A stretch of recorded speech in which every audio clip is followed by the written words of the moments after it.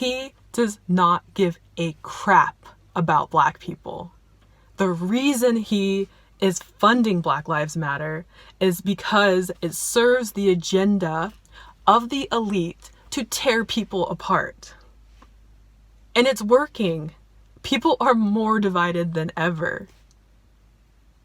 It's ridiculous. It's absolutely freaking ridiculous. So find a way to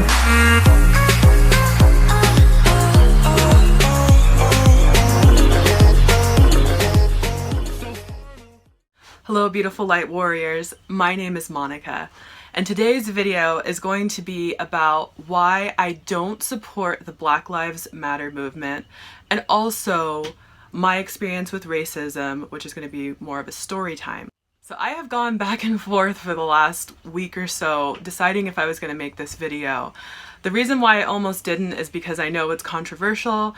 I know that my opinion may be unpopular, and I know even as a Black person, I could be considered a racist within my own race because I don't support BLM. But then I also realized that this is my platform, this is my channel, and I'm here to speak my truth and be honest with you, no matter if people don't agree with me or if people don't like it.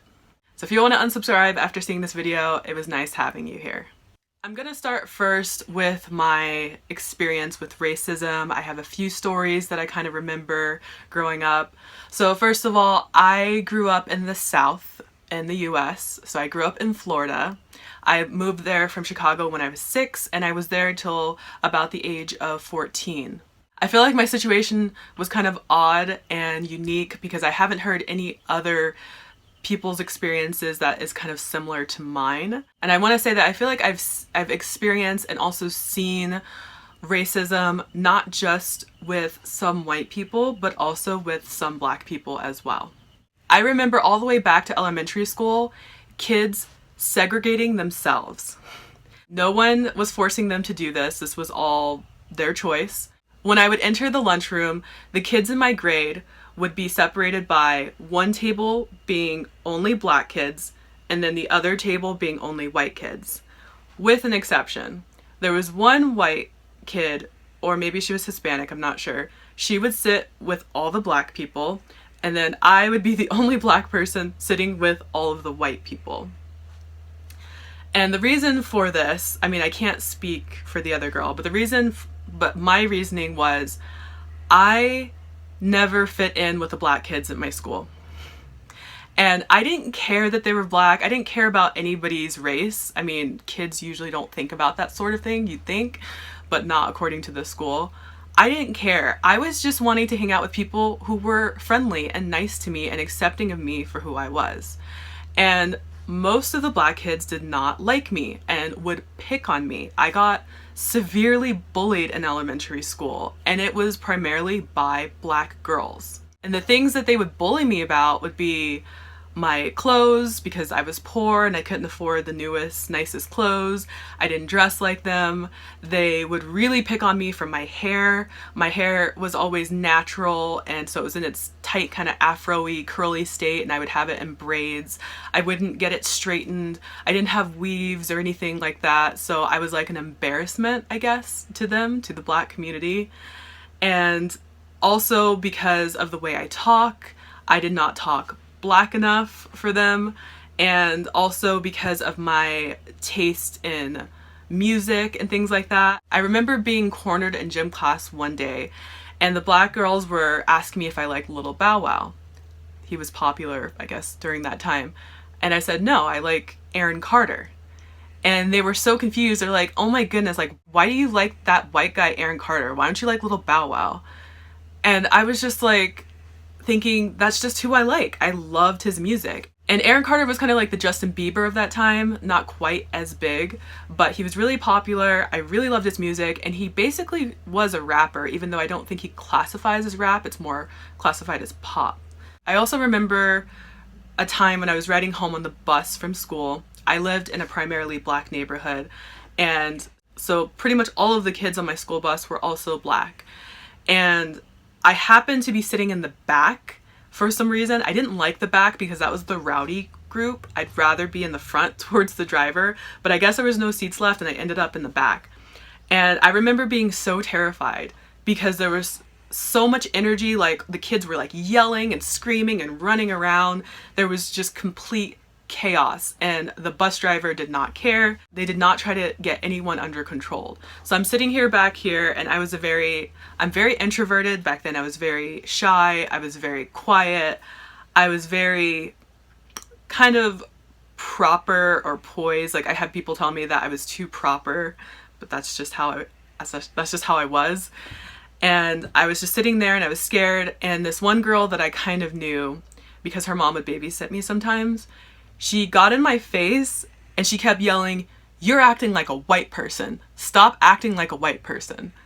And I was just like, I just couldn't understand what was wrong with the way I was. I didn't think I was acting any sort of way. Like that's just who I was. That's just who I am. It just is. And I decided that I was very headstrong in who I was, and the fact that I was not going to try to conform to make other people comfortable or to fit in, because I never wanted to fit in with people who didn't accept me for who I already was. Therefore, I ended up mostly hanging out with white kids and also Hispanic kids or any kids that weren't black. And that just kind of happened by default from not being accepted by my own race in a sense. And since then, I pretty much don't self-identify with a race. I know that technically I'm black. I know that I write that on any form that asks me what my race is, or if somebody asks me. I know when people look at me, they see black, but I don't really think about being black, honestly. I don't think about it. And I know I'm not white. I don't self-identify as white because I will never be white. I'm just not. And that's okay. I'm not Asian. I'm not Native American. I'm not Hispanic, whatever. I just really think of myself as like the human race. I just think of myself as human. I don't get attached to the label of being black because for me, that has come with this kind of stigma of you must look like this, you must talk like this, you must act like this in order to be black, even if you are born black. The first experience I can really remember with racism was when I was really, really little. I was probably like 6 or 7. And technically I didn't really witness this, but the person who was babysitting me was. So I had a babysitter and she was white, and we were in this, I forgot to mention, I lived in a very small town in Florida. Small town in the South. So you can imagine small town can a lot of times equal small-mindedness. And I was with her, we were walking through town, and she got very upset. When she brought me back to my mom, I overheard her say that there was a guy, like an older white guy in a truck, who purposefully tried to run me over and as we were crossing the street. So I don't know exactly how or why she came to that conclusion, but she was very, very certain that this person was trying to run me over because I was black.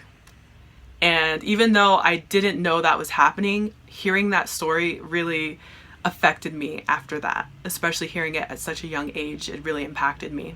In elementary school, my 2 closest friends were Hispanic and white, and my white friend's parents or stepdad or whatever was racist. So I was never allowed inside of her house or to ever go over, except for like this brief time when her mom was single.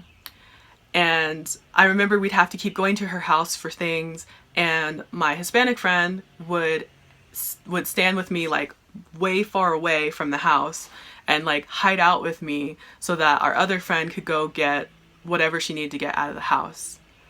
And that really bothered me. I never really told them how much it bothered me, but it bothered me a lot. And when I did tell them about it, they just said, well, that's just how he was raised. Like, point blank, that's okay. That's just how he was raised.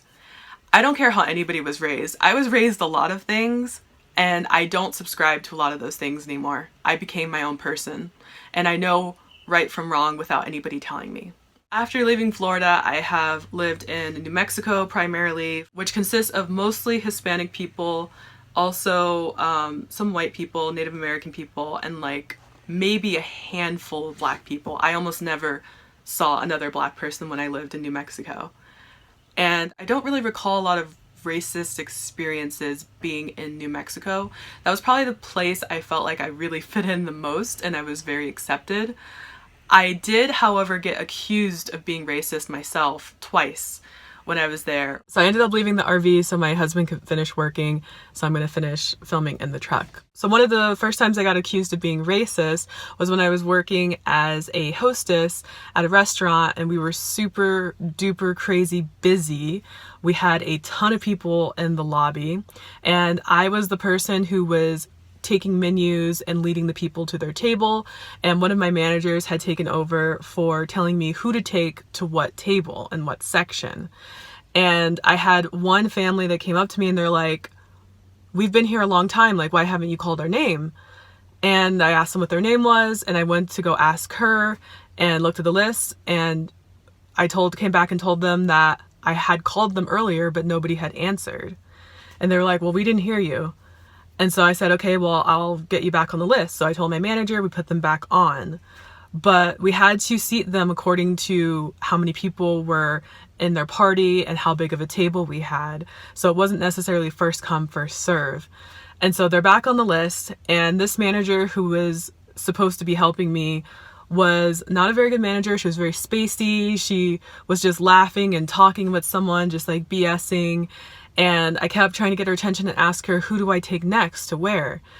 And she wouldn't answer me. And so after a minute, I just made a decision and I tried to look at the list and figure out where she left off. And I called the next people and I took them to their table. I come back and then that same family that didn't hear me before said that I totally skipped over them at some point later on. And I went back to look and I didn't mean to, but I did accidentally skip over them. So they told several of my managers and wrote a long comment card saying that I didn't seat them because I was racist.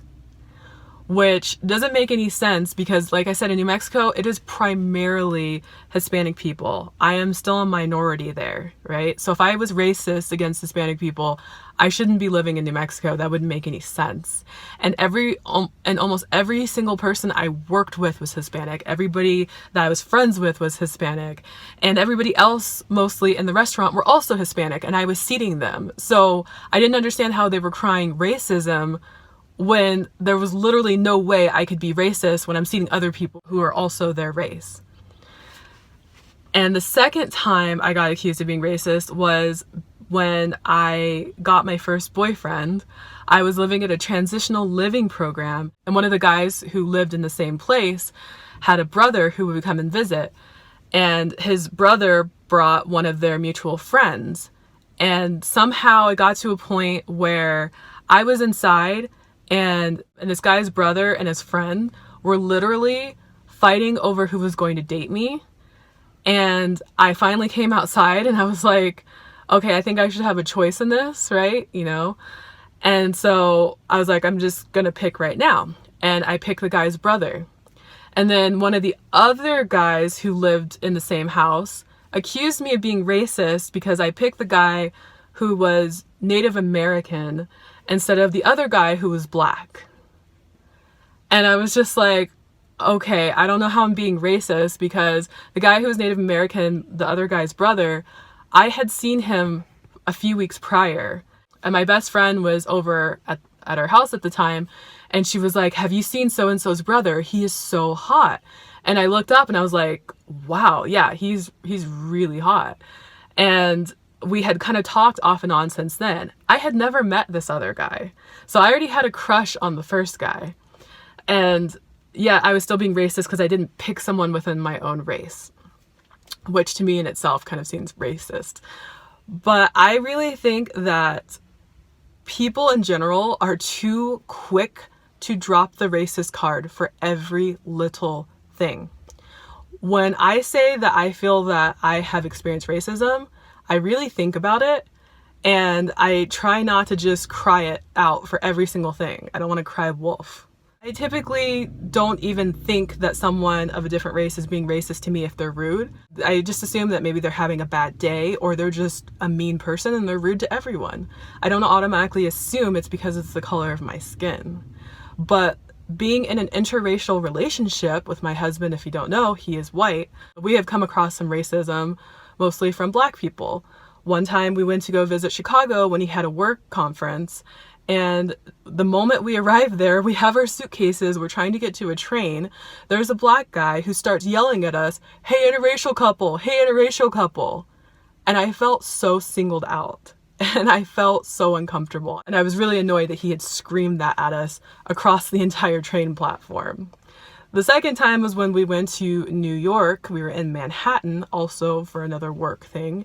And it was the day that we were leaving, and we were walking through, we're walking through Manhattan. We were past Times Square. We were running late to try and catch our flight. We had to go back to our hotel and get our bags. We both had handfuls of stuff because we were shopping. We're walking through, and there are some Black guys who are trying to sell their CD or something, or trying to give their CD away to people. And they tried to hand me one, and I was like, no, thank you. Again, our hands were full. And as we're walking, they start crowding in on us. And then one of the guys kept kind of like harassing my husband, telling him, "Oh man, just shake my hand, shake my hand. Why don't you want to shake my hand?" Like making it seem like he was racist for not wanting to shake this guy's hand. Again, our hands are full and we're in a hurry. We're running late to catch a flight when he's with a Black person. So I tell you, I don't understand what people are thinking a lot of times. It really aggravates me. That's all I can say. I've heard certain remarks like white guys are taking all of the Black sisters or taking all the sisters or something like that. And I'm just like, love has no color. I mean, it doesn't matter who you're with if you're not of the same race. And like, I don't love my husband because he's white, or I don't not love him because he's white. I just love him for who he is. I love him for his soul. And yes, I happen to be attracted to him too. That's fine. I'm attracted to a lot of different races. That shouldn't be a problem. I thought of two more stories while I was editing, and one of them was when I lived in Oregon. I was going for a run around my neighborhood, and a white guy came out of his house and told me that if I was not gone by the time he went back in, he was going to call the cops on me. The other incident was when I lived in Colorado, and my husband and I were walking our dogs within our apartment complex, and a car with guys passing by decided to yell out and call me the N-word as they were passing by. So now that I've gotten those stories out of the way, I wanted to just express that I do understand what racism is and that I have experienced it. And now we're going to talk about why I don't support the Black Lives Movement. I first heard about this movement, I don't know, maybe a few years ago when it started to get really big and it was in the news all the time. My very first impression of BLM was that the name itself sounded racist, in my opinion.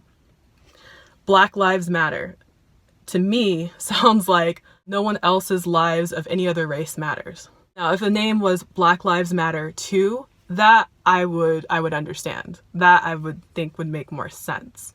But again, being a person who does not attach themselves or just self-identify with I'm Black and I'm Black means this and that, and I have to go along with this, and I gotta jump on this bandwagon, because I'm not so attached to my race, I can see things, I think, from a broader point of view, where I can look at both perspectives and not just jump on, well, this person was being racist, and get really offended and really like caught up in the emotions like that.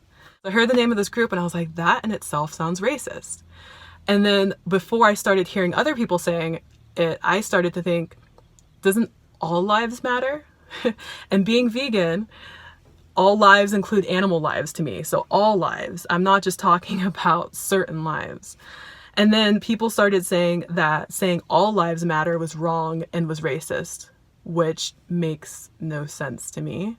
And then I just started hearing and seeing all of this violence, all of this terrible violence that was going on in the movement. And I was thinking, if this is about ending racism, which I thought was the point of the group, why are they fighting violence with violence? That's not going to solve anything.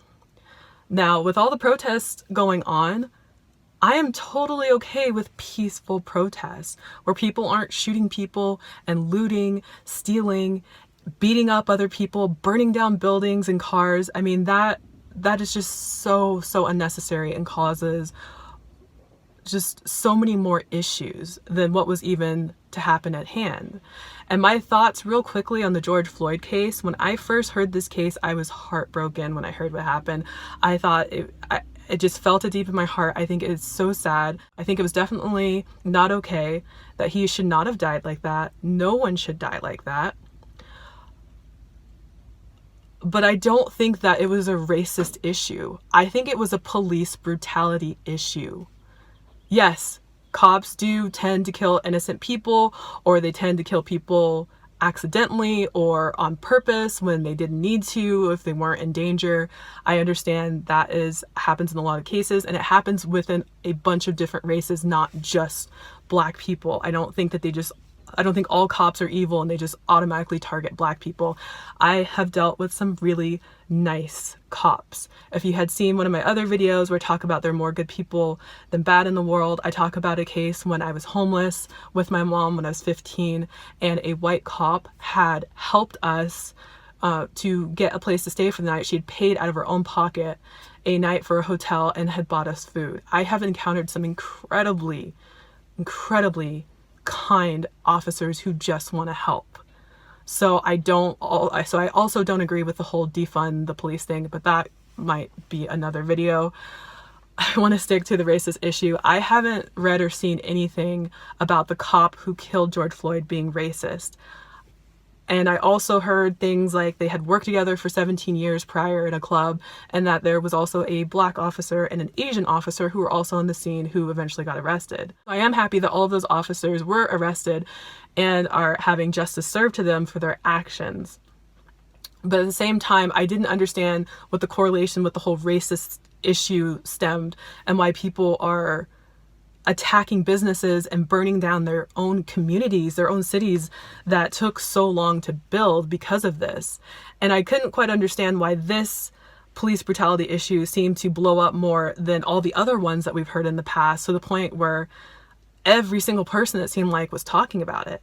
I felt like I was one of the only people on Instagram. I did not do the Blackout Tuesday. I have not posted anything with the hashtag Black Lives Matter.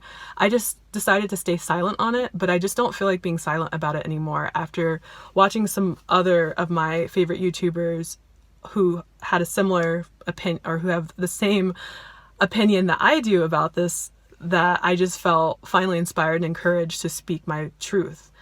And I just don't believe it was a racist issue. I believe it was brutality. And I do think that the police as a whole can be reformed, not that it doesn't need to be defunded completely. Because if something's happening to me and I'm being abused, or if something bad is happening to me, I want to be able to know that there's somebody I can call. So again, I don't support the Black Lives movement. I especially don't after seeing all of the violence and chaos this movement seems to have created and has participated in. I do not support violence. I support peace. And so therefore I do not support any organization, any group that acts out in violence. And I've been affected by this in a way, because ever since the George Floyd murder, people have been way nicer to me, like going out of their way to be extra nice to me.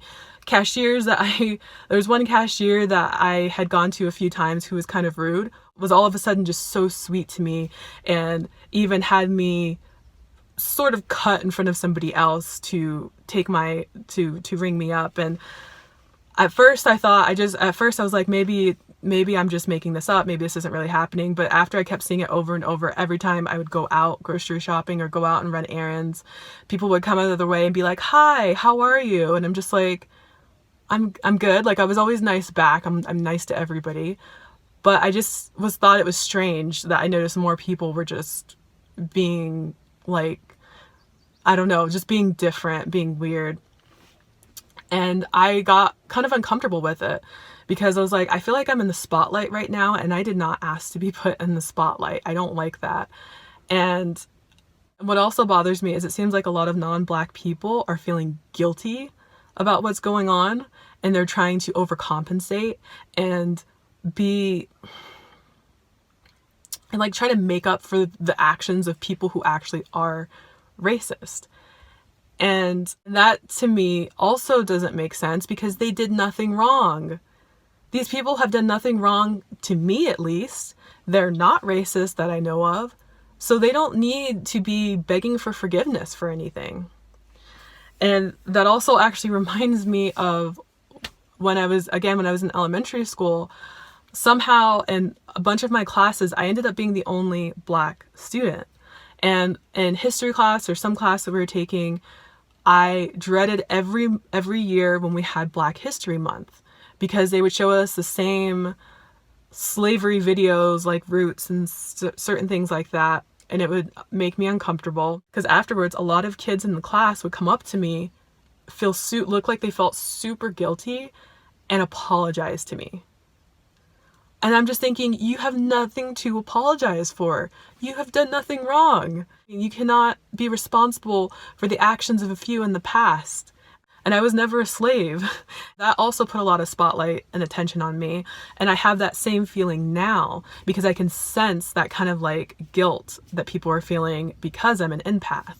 And so it doesn't help me at all with people trying to be extra nice if they're doing it out of guilt because they're feeling guilty, and me being an empath, I'm feeling guilty. And so we're all just feeling pretty shitty for something that neither of us have done. And the last thing I want to say about why I don't support BLM is because it is funded by George Soros. If you do not know who George Soros is, please research him on your own. He is an evil, elitist, super rich guy who wants to see America burn. He has been quoted saying things like this. He does not give a crap about Black people. The reason he is funding Black Lives Matter is because it serves the agenda of the elite to tear people apart. And it's working. People are more divided than ever. It's ridiculous. It's absolutely freaking ridiculous. Ever since my spiritual awakening, I tend to not follow the herd. I tend to not just go with what the mainstream narrative is. I like to look at the alternatives. I like to question it. I like to critically think about it. And pretty much every time I don't go with what the news is saying because I know that deep down there's some hidden agenda that is to conquer and divide us so that it's easier to rule us. And that's how the few can rule so many. They just keep us fighting all the time, at war with one another, instead of standing up next to each other, uniting, and fighting against the system, or even opting out of the system. So I encourage you, before you get all ramped up, to actually look behind the curtain and figure out who the puppet masters are. Because the people that we're seeing are just puppets. The people behind them are the puppet masters. And let's really figure out what their true agenda is. It's not to help us. I can tell you that. So anything that they really want to promote, they will in the mainstream media. Anything else, they will suppress if it does not serve the agenda. So I just want to say, I don't want people coming up to me, going out of their way to be extra nice to me because of my skin color. I don't want people to be mean to me because of my skin color. I just want to be treated like everybody else. Isn't favoring a certain race, favoring someone based on their skin color, also a form of racism when you really think about it? I just want everybody to be kind to each other. If you're a nice person, if you're respectful to other people, no matter what they look like, you have nothing to feel guilty about. You have nothing to make up for. And I don't want anybody to feel obligated to speak up and keep posting all over their social media about Black Lives Matter or about racism in general. If you want to speak up about it, please feel free. I'm not going to tell people they can't speak up about something. But I'm just saying, please don't feel bullied or harassed or obligated into doing it. If it's something you don't want to do, it's not your responsibility. You don't have to do it. I'm not doing it. I think it's just everyone's individual responsibility not to be an asshole to each other, to just be freaking kind. In my opinion, it's not that hard. I know by this point this is like an extremely long video, but I had a lot to say about the subject that's just been building up over the last few weeks since all of this chaos has arisen. But I hope if you decide to stick with me that you understand my point of view some more and where I stand on this issue. That's all I have to say. Thanks for watching. Bye everyone.